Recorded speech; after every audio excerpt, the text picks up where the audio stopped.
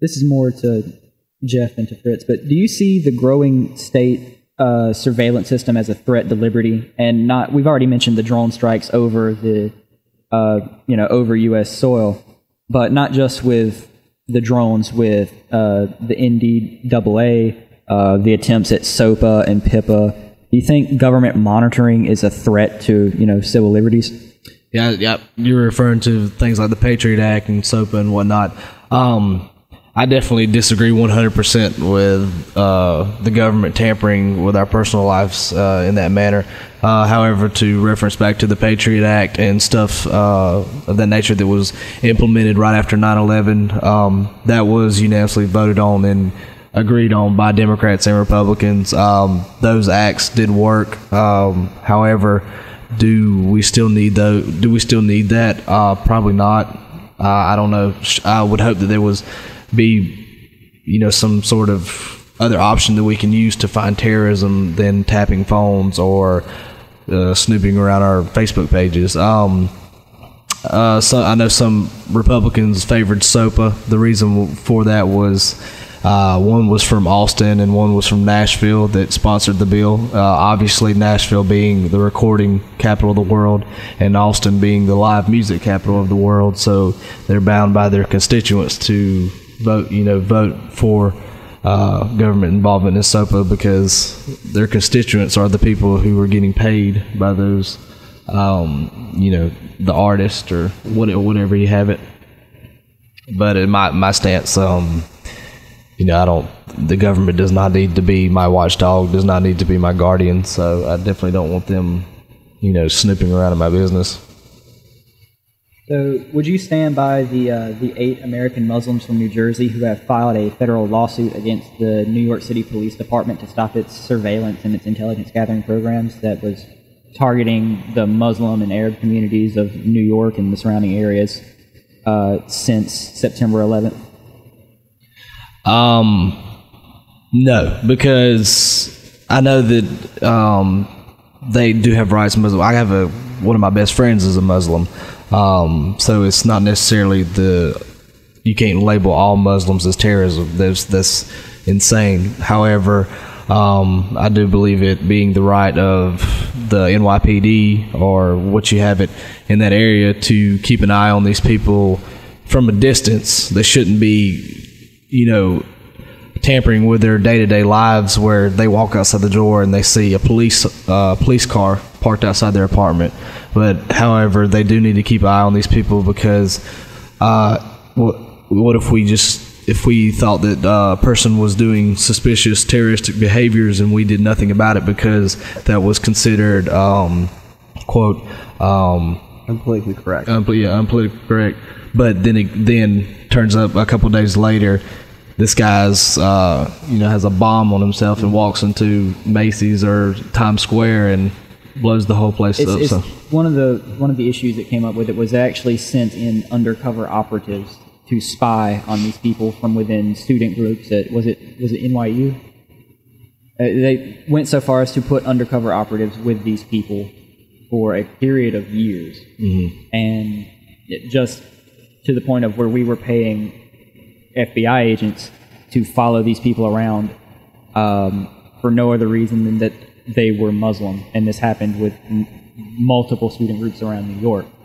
Would you at least agree that that's a little bit across the line?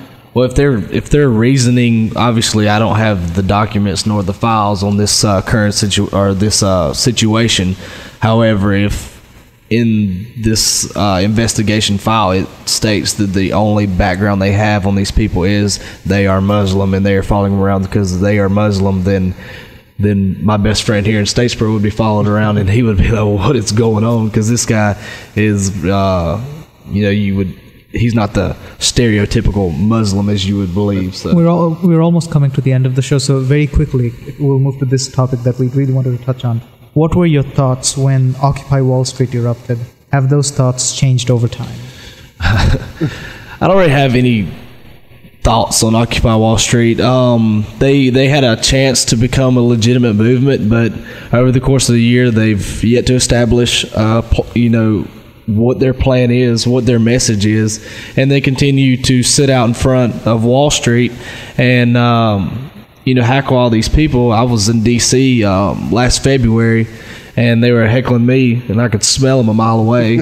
And the funny thing is these Wall Street guys are coming out, and they're like, "Look, got you a job. Here's some money. Go buy a suit. Go clean up a little bit, and then I got you some interviews set up, and we'll find you a job." Well, no, thank you. I don't want a job. Oh, so you don't want to work for your money? You just want government to pay for it? I don't think so. This isn't a legitimate movement. This is people that want their Obama phone or whatever it is. They want their handouts, and we're not going to give it to them. There's hard people going to work every day that are trying to provide for their families. I think in the beginning, I respected Occupy Wall Street for the mere fact that they were exercising their right to assemble and use their free speech. And I will always commend any person for using their freedom of speech, because I take advantage of my freedom of speech every Tuesday and Thursday.